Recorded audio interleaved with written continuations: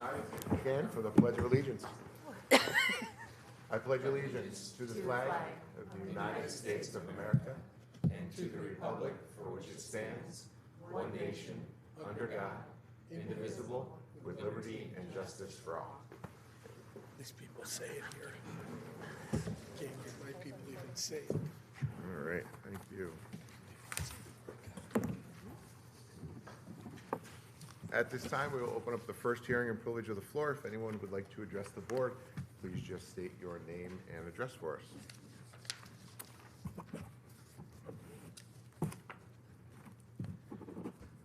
All right, so we'll close the first hearing and privilege of the floor, but remind everybody we will have a second one at the end of the meeting. At this time, I will turn the meeting over to Superintendent Schwartz for comments. And we're going to go right into budget tonight. So I'm going to ask Mr. Giaquinto to come join me. Pull up a chair. Much better to stay where you're at.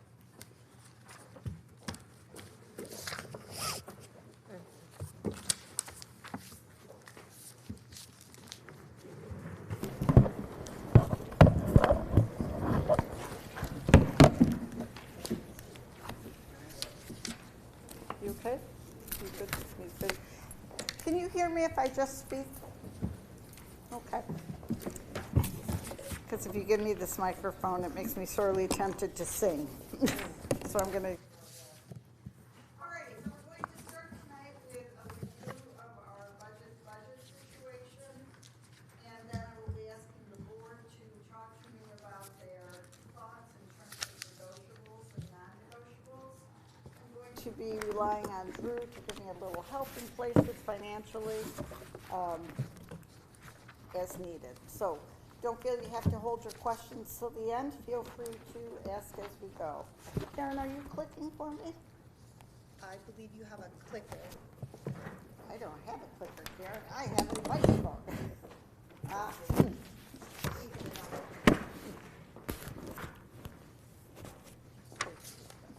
Thank you, dear. All righty, so as we begin tonight to talk about budget, my goals for this evening, pretty typical for our opening round, are to review the district's strategic and annual goals, to develop an understanding of our carry-forward budget, our tax levy cap for this school year, and what our budget development strategy will be.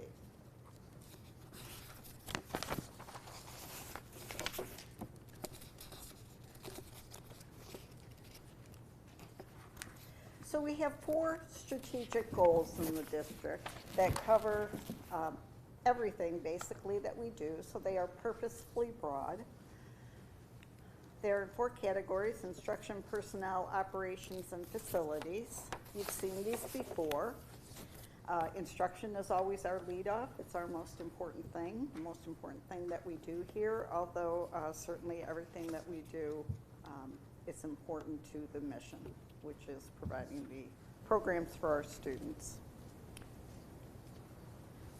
Last year, when I spoke to you about our being identified as a district in need of comprehensive improvement, and Karen has been shepherding this through for us, we came to you with 5 priorities. We now have 3 priorities, which are instructional decision-making, high-quality feedback to teachers, and increasing our student attendance. And these are actually carryovers from last year, so we are still working on these things. Karen, will we be having a presentation in the not-too-distant future about what the most recent test scores show in terms of our... I believe it's on the list of... Wonderful, thank you. Thank you, Drew. So we had set goals under each of these priorities, and you can see our progress or what has been completed. Some of these are multi-year goals. Again, if this is looking a bit familiar, you had the same information as we started last year. So there's our priority 1 goals. Here's our second priority, which is our work with our staff and with each other as administrators in terms of providing high quality feedback to folks. all in the interest of improving student instruction. And our third priority, which has to do with student attendance and is on the minds of everyone, I think, in the state of New York at this point, the number of students who did not return to schools after COVID and are sort of missing in action statewide is really quite high. It's very frightening. But certainly engaging students in the process of being here is helpful. Karen, can you just talk briefly about Attendance Works and what it's going to do?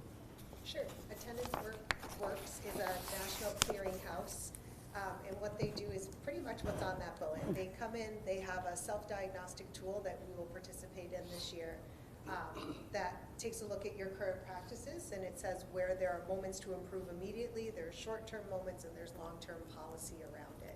So they will take a very comprehensive look. We contacted them when we put this plan in place, and they said reach back out to us in the spring. We reached back out to them in the spring, and they said you're on our wait list. It has been an overwhelming amount of districts have reached out for support, and so they did, I believe this week, they sent us a self-review that we will share with Admin Council on Wednesday morning. Thank you, Karen.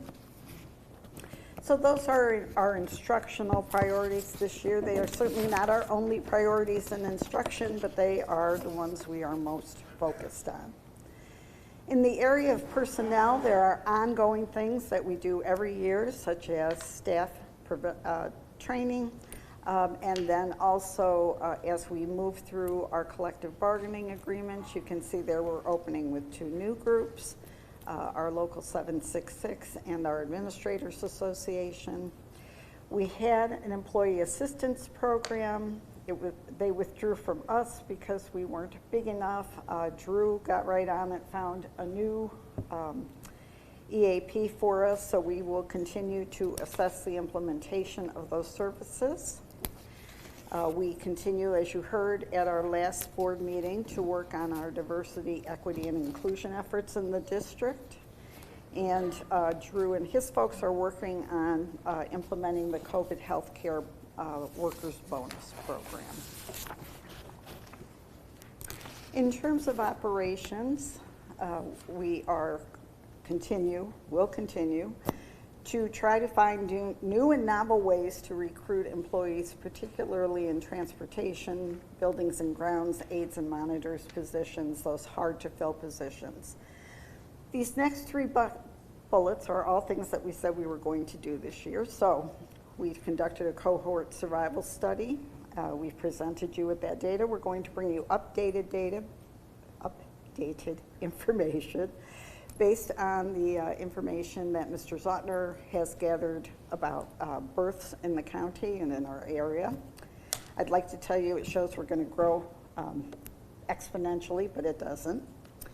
We have also had a presentation about the electric bus requirements, so the purchases and fleet conversion by Transpar a month or so ago. And we will be bringing you the results of the study on the feasibility of implementing a pre-K program.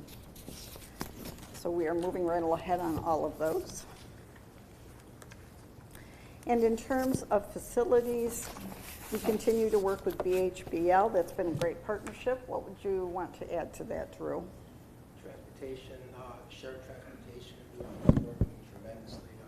Our DOT inspection rate has improved in comparison to Niskayuna, and the cooperation implementation has been seamless as far as our staff are working on together. Thank you.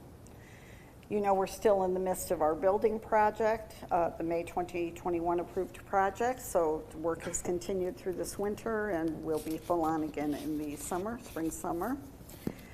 Our required inspections, including certainly our mitigating for water, lead in our water, so we are working on that. We had a number of faucets and pipes replaced this summer, correct, Drew? Primarily at the high school or throughout the district? District-wide. And with the help of Officer Areola, we've been conducting ongoing safety audits, which both Drew and I think is one of the best things that's occurred as a result of having one of the several best things, a school safety officer. You know, these are always my working questions. They have never changed since I came.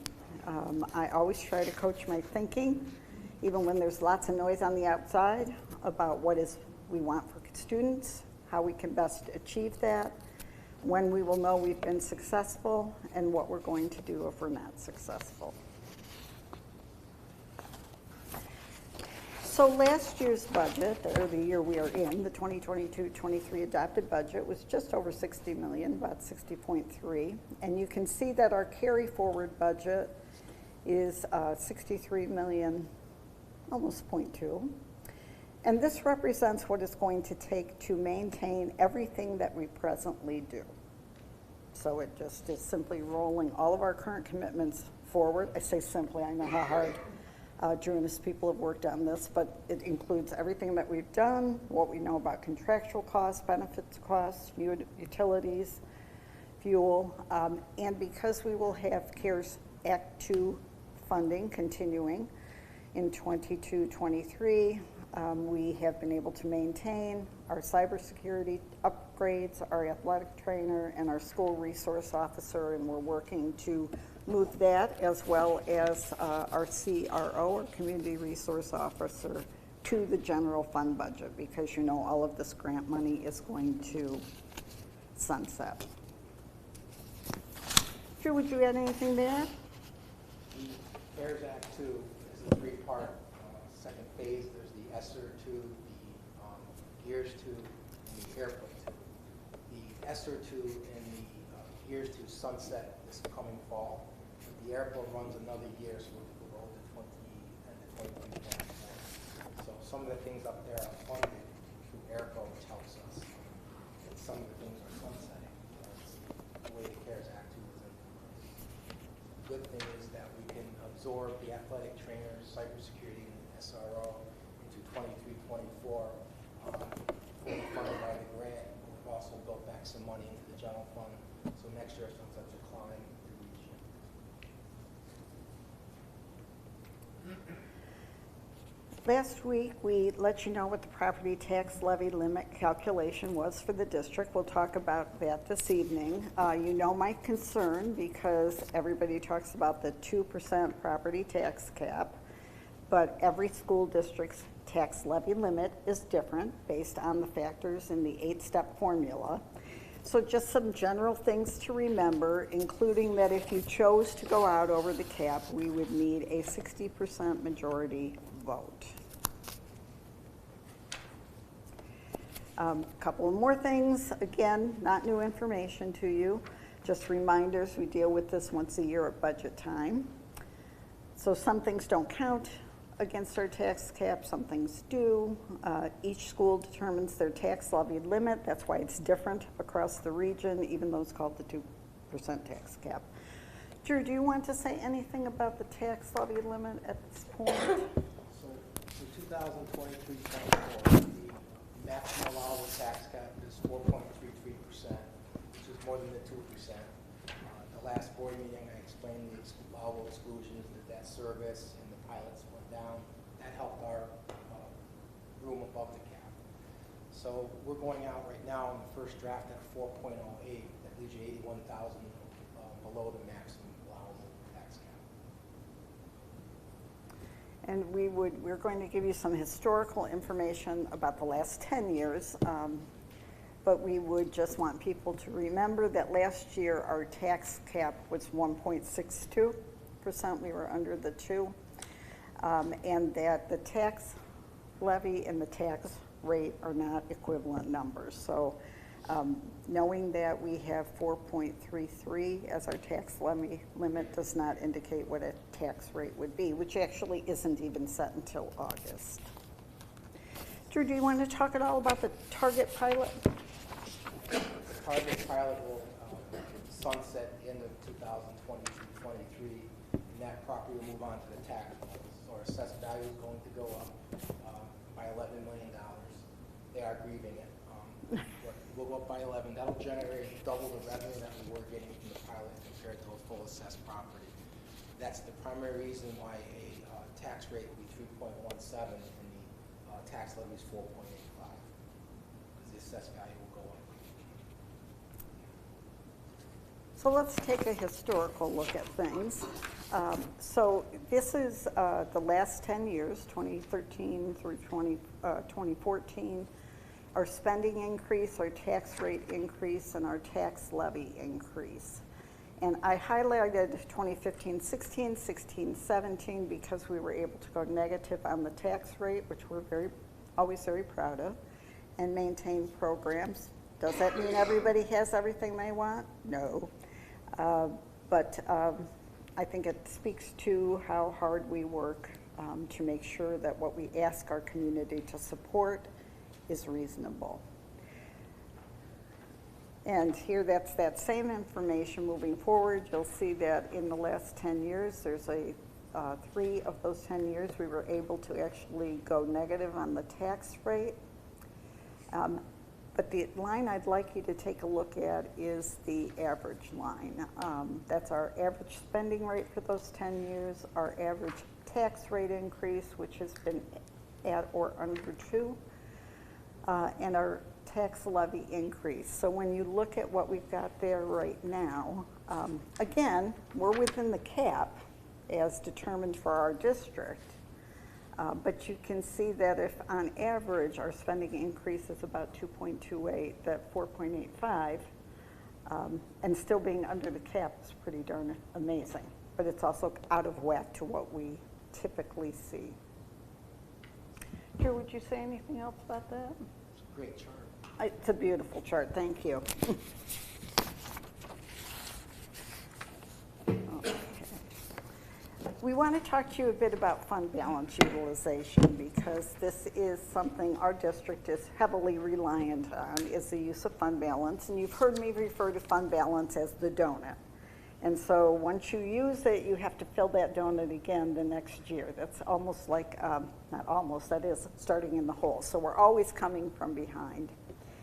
In 2014-15, fund balance was 8%, almost 8.1% that we were using, and 7.4% of our budget. And you know, both Drew and I have always been interested in trying to get that down so that we were not always trying to dig out of a really deep hole, but perhaps a little shallower hole. So you can see that we were coming down beautifully.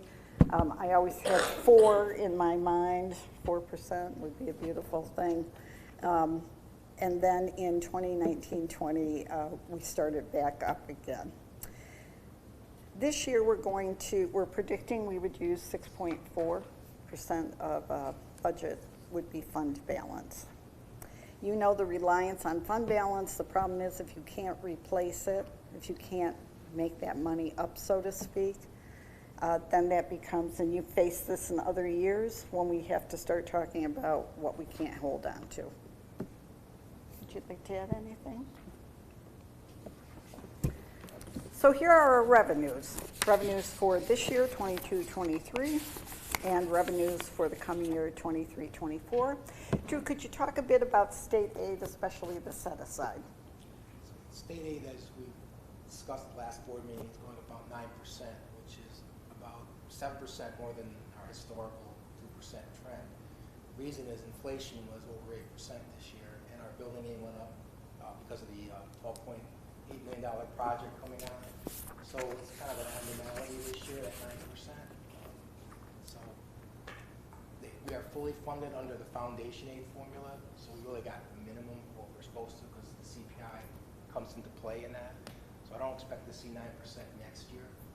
Hopefully inflation, which is already down to about 5.6% running per annum, we should start seeing state aid come back down to the normal levels. So this year was definitely an abnormality on state aid. Drew, why did some schools around us, like Mohonasen, get so much more money than we did? In the formula, they take into consideration the wealth factor. Mohonasen's poverty rate has gone up higher than ours. And if there's any enrollment growth, you get more foundation aid. And they weren't fully funded under the formula. They caught them up. So they got a nice, I think they got $4 million surge. Times our surge. We were not as surgy. So that's where our money's coming from to fund that $63 million budget. You can see the puts and takes year to year. And here's how we spend that money. So you can take a look. I'm always very proud of the fact that employee benefits and instruction is where we put our money because our money's in our people. We are a people-heavy organization, as we should be, and I think our budget shows that. If you look at that, our focus is where it should be. Drew, do you want to talk at all about debt service or anything here? There's two areas I want to point out. I mentioned last year at budget time that employee benefits would see a surge because health insurance, which is the primary driver of that number, that increase. During the COVID years, we had 0% rate increases because they weren't having you go to the doctor for elective services. Now the claims are back up, so we had an 11% health insurance increase this year. That's the primary driver there. And the debt service is the bond coming on for the $12.8 million project. Those are the two main drivers. So when you think about this year's budget and our increase in spending to 4.85% to maintain what we have, it's those areas that are driving most spending increases. All righty, and this is another look at expenditures and how they have changed percentage-wise to get us to that 4.85%. Drew, anything that you'd like to say about this? That just shows you the components of the budget and there's synergy there that typically you'll see instruction 54% of the total, which is what you want to see. So that's what that shows you, the percent of each of the main components of the increase. Thank you. We're out ahead of it this year, Pam. We wanted to be able to talk about what might the impact be on a home valued at $160,000. So this is as we know it today. Drew, do you want to say anything about this? Basically, if we went out with 3.17, the $121 increase on top of what they're paying right now. So typically they're paying $3,700 to $3,800. So when we talk about the increase, it's on top of what they're already paying. So it may seem small, but they're already paying almost $4,000 on 160K.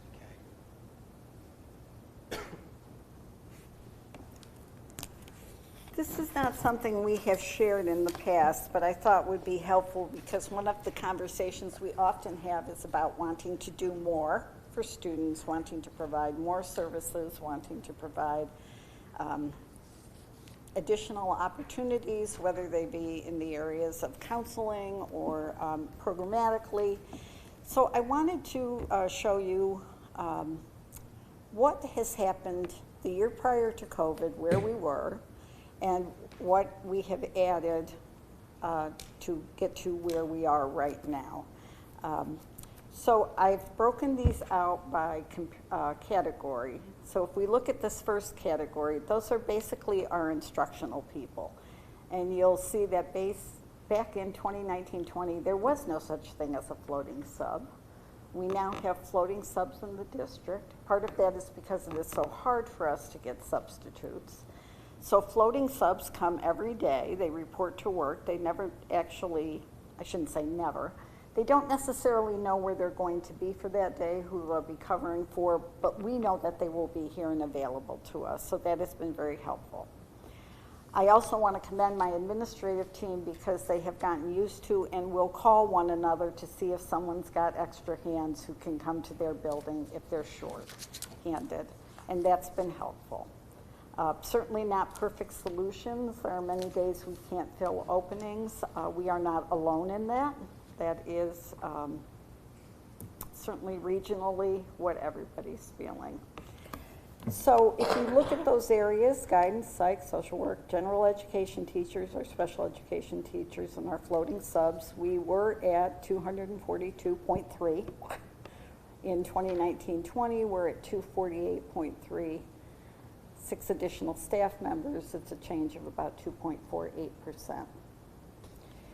You also know, and I'm not being the bearer of bad news, it is just factual, that our enrollment has been flat or declining. And one of the things that people often ask is, how can you be increasing your staff when you have less children to teach? And we could certainly have a long conversation about all of the changes that COVID has wrought and why we think children need the supports that they need. But at the end of the day, it is a hard argument for some people, particularly people who are not educators, to understand. And most people's experience about school is what they experienced as students.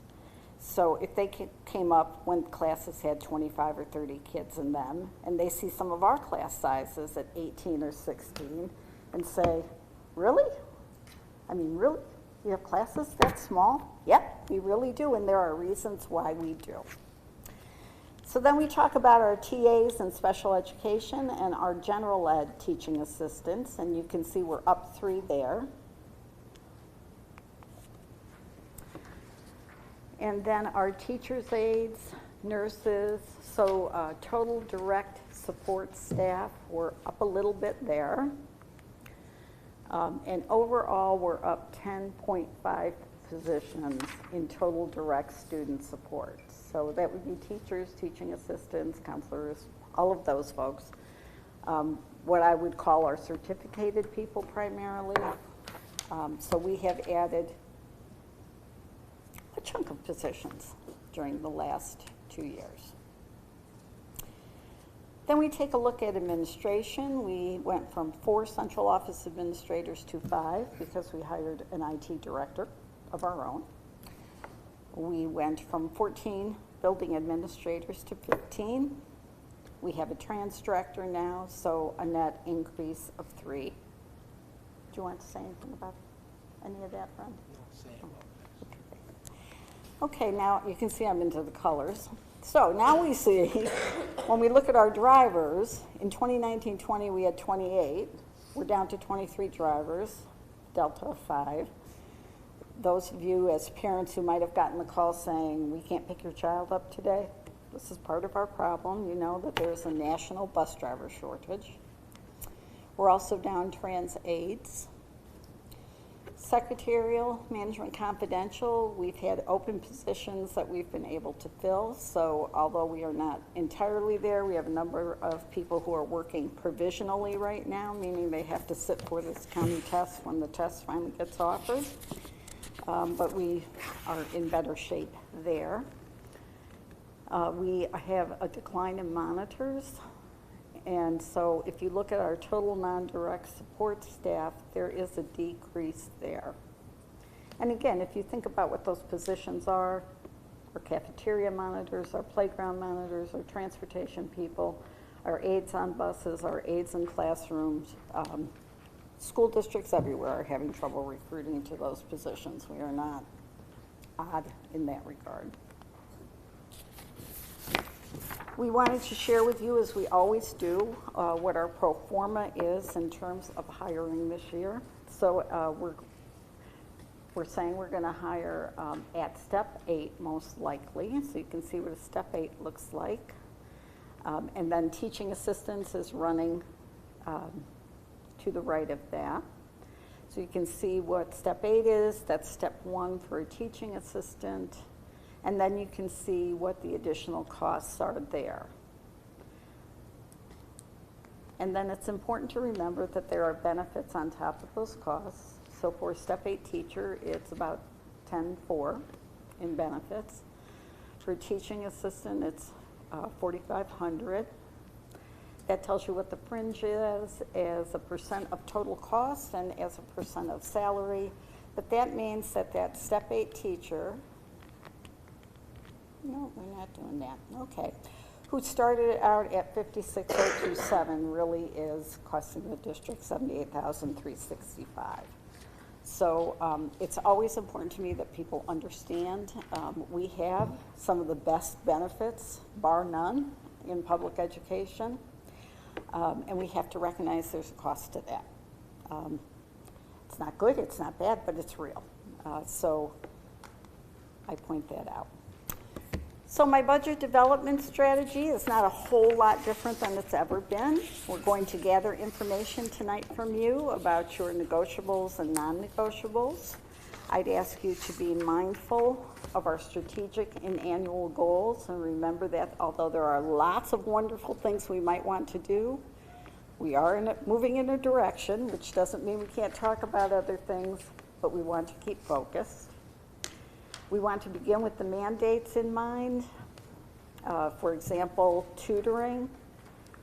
The mandate for tutoring, that was part of the governor's budget. In our case, she is saying we're going to use $100,000 of our foundation aid to provide tutoring. It is unheard of for the governor to tell school districts how they pay their foundation aid, what they do with it. Drew has set that money aside. We are hoping it goes back into our general fund. It would certainly be helpful to us if it just came as regular state aid. But there's also on the books an increase in tutoring hours for both elementary and secondary students. So we will have to begin thinking about those new mandates. We will layer on classes, programs, or other wants.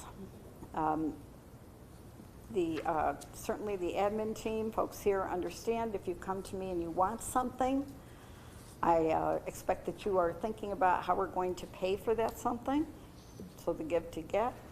We're using our pro forma calculation for new hires, and we want to be mindful of class size targets and enrollment trends. Okay? So Karen's going to write, before we get into what you might see as negotiables and non-negotiables, do you have any questions about anything Drew and I have presented? Yes, Emily? I have a question. Sorry, new person question. Can you elaborate a little bit about what is considered general support? Sure. Let me go. I can't go backwards. It's going back a little bit. I can't go backwards. Okay. So, I'm sorry? You'll take it through? Thank you, Drew. Emily, in your packet, there's a line item budget that actually shows you the departments that roll up in the general support. Okay. They are the district clerk's office, the superintendent's office, the business office, legal expenses, postage, property and casualty insurance. Those are that are general support. Thank you. Thank you, Drew.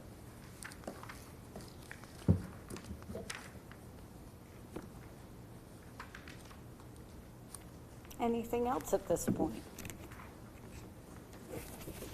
All righty then. Mr. Talbot, we'll leave it for you to conduct this discussion. All right, thank you very much. All right, good. So at this time, we'll go around and we will ask board members for their negotiables, non-negotiables. For Susan, I'll start. Mine, with in no particular order, would be our SRO and CRO programs. Our athletic trainer, no cuts whatsoever to our mental health offerings that we have, but I feel we need to add to that. Oh, I went too fast, sorry. Nope, I'm just in the wrong, I put that all in negotiables. Those are your non-negotiables. Got it. Yeah. Nothing is, for the second year in a row, nothing for me is negotiable, sorry. All right, I'm ready. Again, the SRO CRO program, our athletic trainer,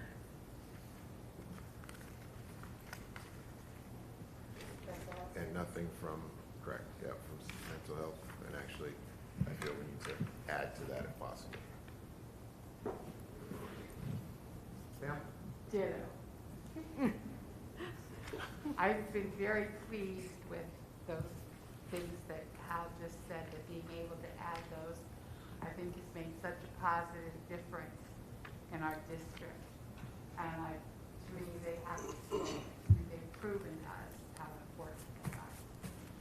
And as far as negotiables, there's always the case where if there is a course that isn't being demanded by kids, the people that really aren't using it, aren't wanting it, that's a possibility of what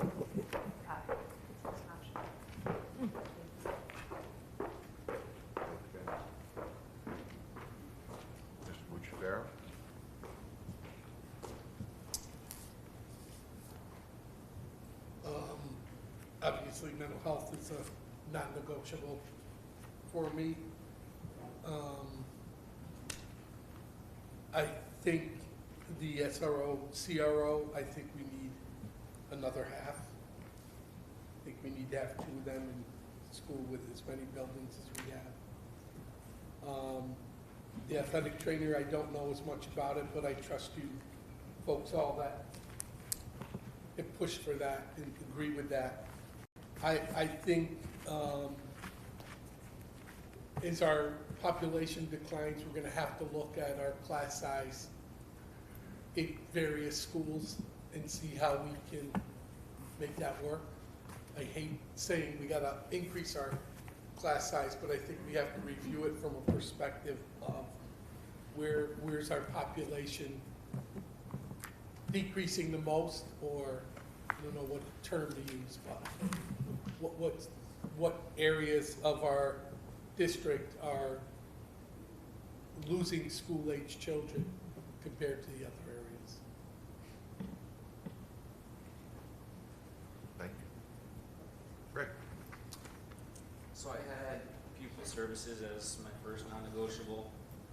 Just all the support that the students need, we're still coming out. I don't think we're all the way out yet. I don't think we will be, over the next couple of years. So, and that's not just our SRO and trainer, but it's, librarian, any support staff in the school. I'm, even monitors on the bus, I think would be super helpful in the district. I had SRO and a trainer, and I didn't know that was going to continue this year. That's really promising, and the cybersecurity. So that is great, and that we're saving for the following year. So that's really setting us up nicely. And the only other thing I thought of before tonight's meeting was kind of our IT. The Chromebooks have been huge, right? And I still think there's some investment. I think we could even do a little bit more, just kind of a smaller stock of those. Just as I've heard recently, we're still kind of scrambling for repairs and whatnot. So some saving that money right there, because I think that's the new kind of link that the kids have when they come home. I see parents are becoming more familiar with using the technology to follow up on their homework and the day-to-day. So IT support is a non-negotiable for me. I did have a negotiable, but it was a caveat. I had a question for Susan and Drew, maybe if necessary. Our work trucks, our fleet, our equipment, it seems like we've made a pretty good investment in the last several years. And I don't know. I don't know of all the vehicles and whatnot, but I would say, like, if there's an area where I feel like it's kind of a newer age fleet, and we don't have to, if we have X number of dollars, but it's sizable enough to really make a difference in the budget, I would say that that's something we could look at. I obviously don't want us broken down and all these things. And I really don't mean the buses. I mean more maybe just our fleet of vehicles, or I don't know. That's all I could really come up with. Thanks, Al. Thank you. Commissioner Sarr? Mental health services is always #1 on the list, right? That's a continued thing, even come out of COVID. I agree with the SRO, CRO. Witnessed firsthand how important that is, so it's pretty awesome. And then I want to try to a continued emphasis coming out of COVID and realizing that kids are still kind of struggling, continuing those classes for maybe students with disabilities or students who are having difficulty, but also the accelerated programs where we don't want to lose kids by having them get bored with, I see it. Some kids just, the pace isn't quick enough, so making sure that we offer services for both ends of that spectrum. Any negotiables? Not a one. Emily? Absolutely keeping the resource officer, and as was suggested earlier, perhaps bumping it up to 1.5 or 2. I wholeheartedly agree with the acceleration. I know I hear a lot of noise in the community and also in the neighboring school district where I work that there are, although we need a lot of these supplemental resources, that we often forget about the students who might be accelerated or who have a different area of need, that they feel a little bit forgotten, that they're slipping through the cracks. And then teacher assistants, if anything, I don't know how it would be possible, but there can always and should always be more of them. That's something that I hear, that I experience as a TA, and that I hear a lot in the community from parents and from teachers. The TAs are like Stretch Armstrong, just getting pulled all over the place. Down the road, this is probably a different conversation, but I was thinking a little bit before the meeting about among the 4 elementary schools, if there was any benefit to shifting or heavy-handing something. Like, for example, Nancy Lucier was telling me that the orchestra at one school has, I think, 8 kids in it, and then at another school it has 52 kids in it or something. But you still need a teacher there. I'm not saying cut the orchestra from a school, but just maybe rethink a way to have the arts offerings so that because they're very, very costly, and how could we make them, how could we even things out without costing us more money, or maybe even in a way that would cost us less money, if that makes sense. Yeah. Yeah, it does, yep. Any negotiables? None at this time. Yep. Well, we all know that mental health is going to be my #1 priority. That's always my driver. But I agree, with the support staff on both ends. I think that we really need those intervention teachers with math and reading, and I also think that we also need to give opportunities for the accelerated students to be able to have that pathway to choose what they're going to do for college. SRO and CRO are one of my things that I absolutely love that we have in our school that we need, I believe. Another thing that I think that I would like to see that would be non-negotiable, I know we have a bunch of things that are other pathways for students to graduate through BOCES and through, they don't have to get a Regents, maybe they're going through a technology program or a trade. I don't want to see any of that cut. I think we need more opportunities for our students. Negotiables, I really don't have any negotiables. And my other non-negotiable would be arts and ed. So, or other pathways for our students.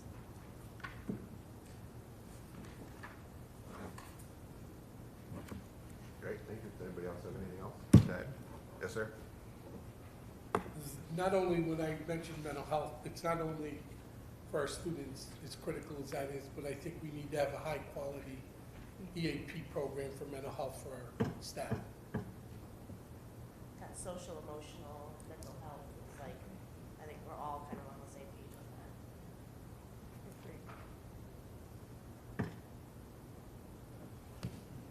Great, thank you. Drew, have you get any, I know that Hope put in her, I think, her budget for schools about sending more aid for mental health and social, emotional to schools. Have you seen any of that? More state aid. Yeah, more mental health at all? Will we get any of that? We get foundation aid, which is the general population, carve out.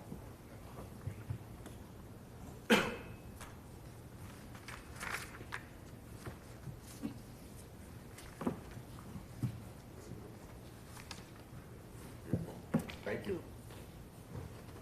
All right. We have our homework. Yes, we do.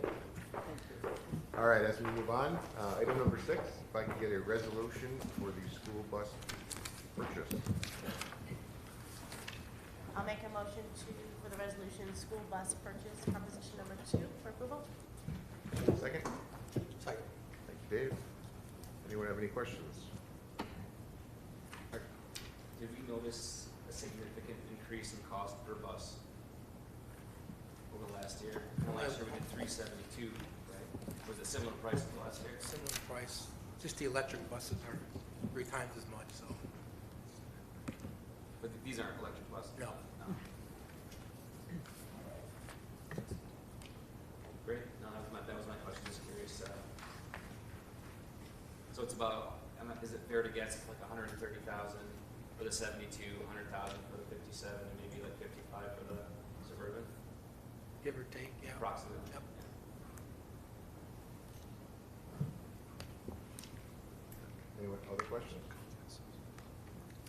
favor?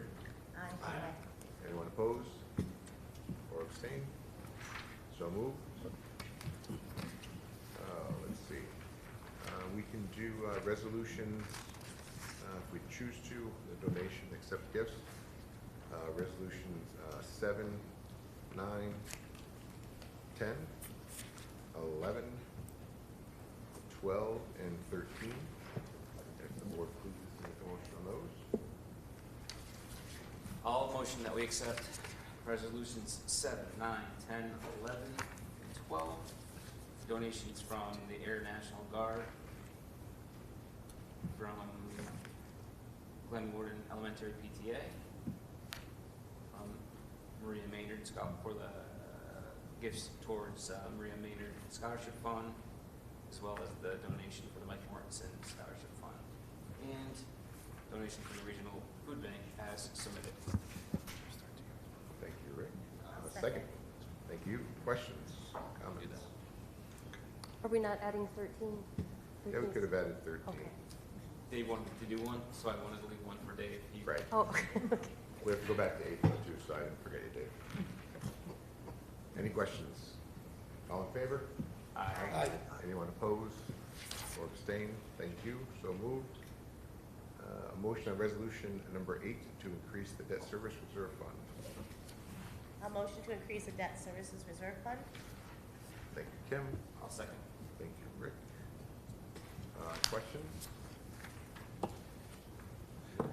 All in favor? Aye.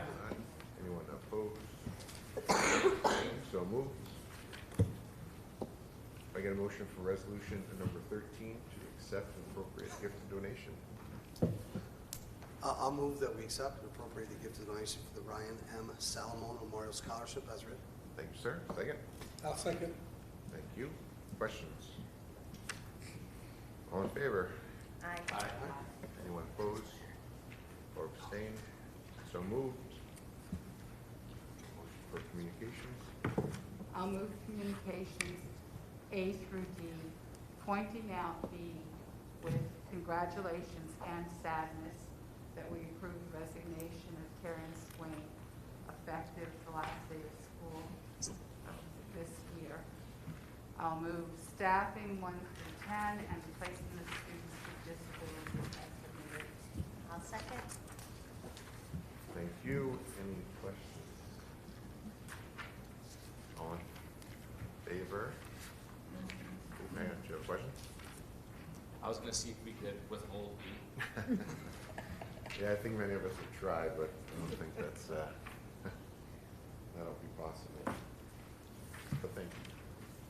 All in favor? Aye. Anyone opposed or abstained? So moved. Routine business, claims audit report. Any questions on payroll warrant 34? 36? 38? 41? Check warrants A33, H9, A35, H10, A37, sorry, H11, A40. Questions? All approved. Other business. I wanted to take a second to congratulate all of our Odyssey of the Mind teams. They competed on Sunday. It was canceled on Saturday, but rescheduled for Sunday. We had 6 of our teams place, and 3 of our teams are going to state. So kudos to our teams there. And Glendale had 5 teams place. Really impressive this year. And Lincoln had I'm sure you can let When me is know. states? States is April 15th in Bingham.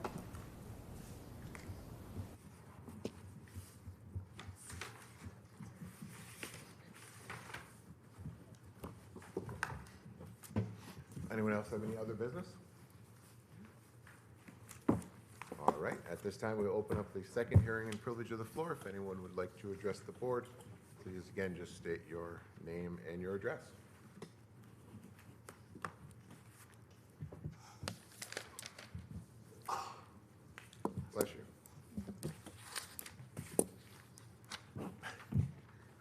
case, we will close the hearing in privilege of the floor. Thank everybody for coming tonight, and ask for a motion to adjourn. I'll make a motion to adjourn. Thank you. I'll second.